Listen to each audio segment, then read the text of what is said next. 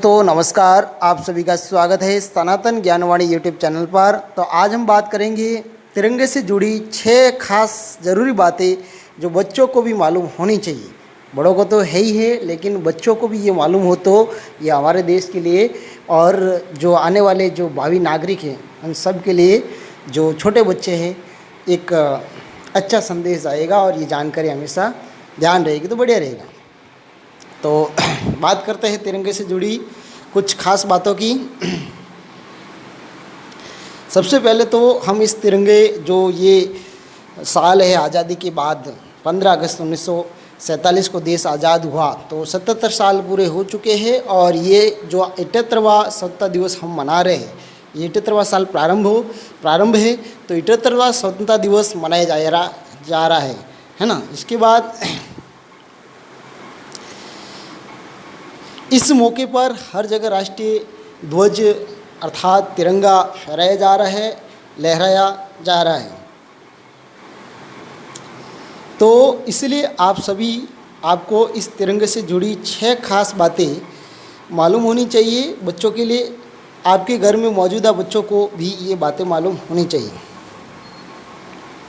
साथ ही हम बात करेंगे कि जो राष्ट्रीय ध्वज तिरंगा है, ये आज़ादी से पहले 22 जुलाई 1947 को ही राष्ट्रीय ध्वज को अपना लिया गया है। ये एक पहली खास बात है सभी के लिए।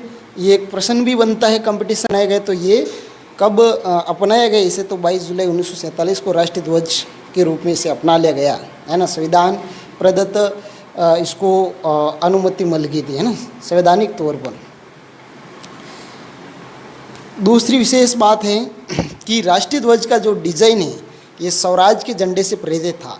और स्वराज अर्थात अपने जो नियम कानून कायदे हैं, संविधान अपना बनाए। स्वराज एक संगठन था, एक विचारधाराओं का गुट था, है ना। भारत की आज़ादी से पहले स्वराज पार्टी के जो नेता थे, है ना, उन सभी ने ये अपना एक तिरंगा अपनाया था, जिसका इस्तेमाल भारतीय राष्ट्रीय कांग्रेस करती थी।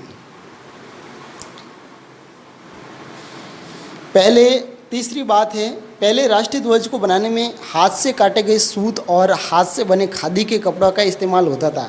शुरुआत में हाथ से जो काटा गया सूत था और हाथ से ही जो खादी के कपड़े था उनका इस्तेमाल करते थे राष्ट्रीय ध्वज को आकार देने में और राष्ट्रीय ध्वज बनाने में।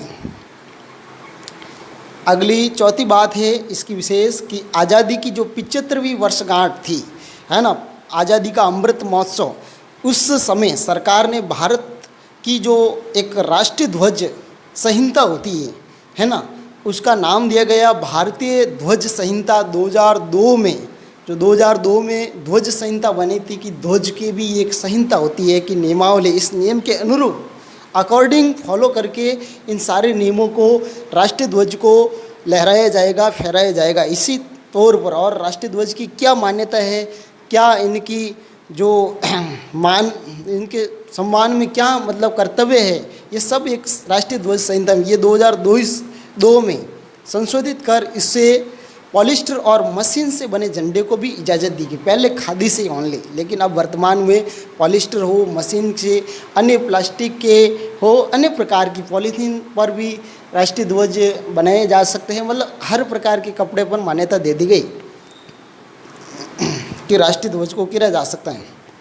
5वीं विशेष बात है कि राष्ट्रीय ध्वज जो इसका आकार है ये आयताकार होना चाहिए, है ना। आयताकार बोले तो इसकी लंबाई और चौड़ाई का जो अनुपात है 3:2 का होना चाहिए। अर्थात ये अगर 3 फीट लंबा है तो 2 फीट इसकी ऊंचाई होनी चाहिए, चौड़ाई होनी चाहिए, ठीक है। तो ये आपको ध्यान होनी चाहिए। अगली बात है इसकी विशेष, राष्ट्रीय ध्वज में मौजूद अशोक चक्र को सम्राट अशोक की ओर से बनाए गए अशोक स्तंभ से ले गए। जो महाराजा थे मौर्य वंश के एक बहुत ही महान प्रतापी शासक अशोक मौर्य, महान अशोक भी कहते हैं, है ना। कलिंग युद्ध के बाद उन्होंने सदा के लिए अपने जीवन से युद्ध का त्याग कर दिया था। उन्होंने एक स्तंभ बनाया, अशोक स्तंभ, जो हमारे राष्ट्र चिन्ह के रूप में मौजूद है अभी वर्तमान में, है ना।